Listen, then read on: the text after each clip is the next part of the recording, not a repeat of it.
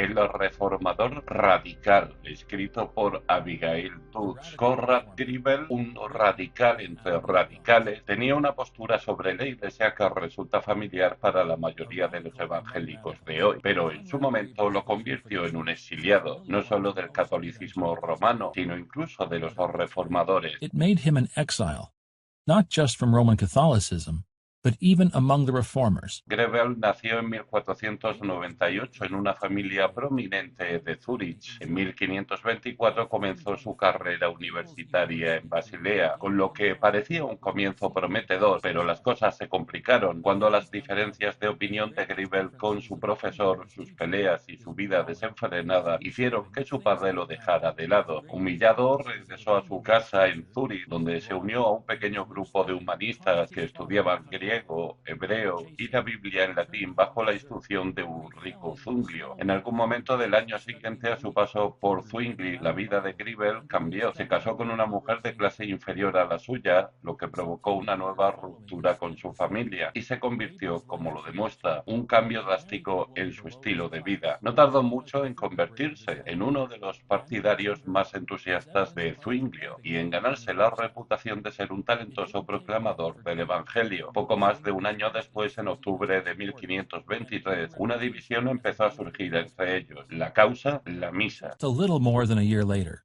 in October 1523, a wedge began working its way between the two men. The culprit?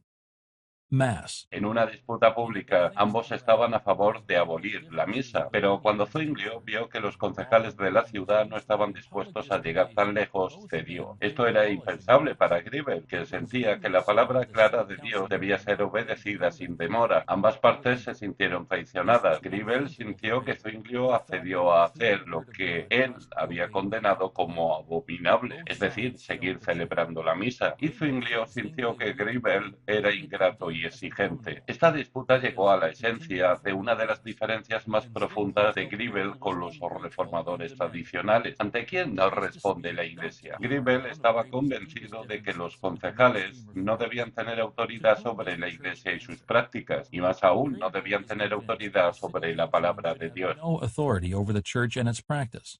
More so, they should have no authority over the Word of God itself. Por otro lado, tampoco creía que la Iglesia debiera tener autoridad sobre el Estado. Se oponía al diezmo obligatorio y a aspectos similares. Las semillas de una separación entre la Iglesia y el Estado estaban germinando. Para nosotros, esta separación es tan familiar como el aire que respiramos. Para ellos, era revolucionaria. Lo que finalizó la asociación de Grebel con los reformadores convencionales fue el bautismo infantil. Grebel había esperado que Zwinglio pudiera estar dispuesto a aceptar su convicción de que solo los adultos creyentes debían ser bautizados, pero no fue así. El 17 de enero de 1525, Zwinglio convocó un debate público para determinar el asunto. A Grebel se unieron Felix Manz y George Blaurock para apoyar el bautismo de los creyentes. Al final, el Concejo de la ciudad estuvo de acuerdo con Zwinglio y ordenó al grupo de Grebel que dejara de reunirse para estudiar la Biblia. También ordenaron que todos los niños no bautizados fueran llevados para ser bautizados o serían exiliados. La hija de Grebel tenía 2 semanas en aquel momento y, en palabras de Grebel, aún no había sido bautizada ni bañada con el agua de Roma. Baptism, or else be exiled.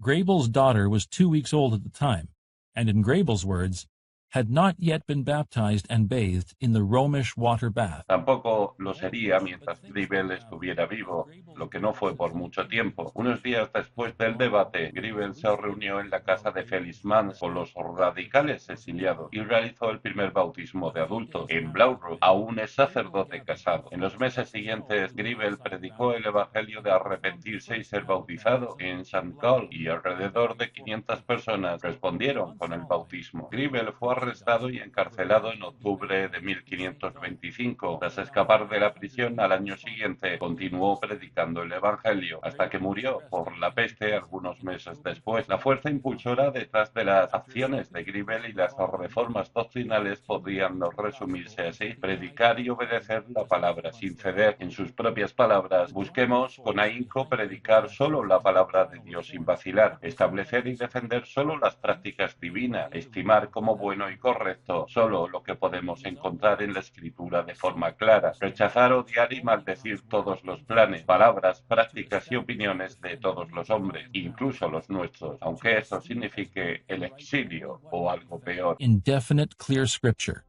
and to reject, hate, and curse all the schemes, words, practices, and opinions of all men, even your own, even if it means exile or worse.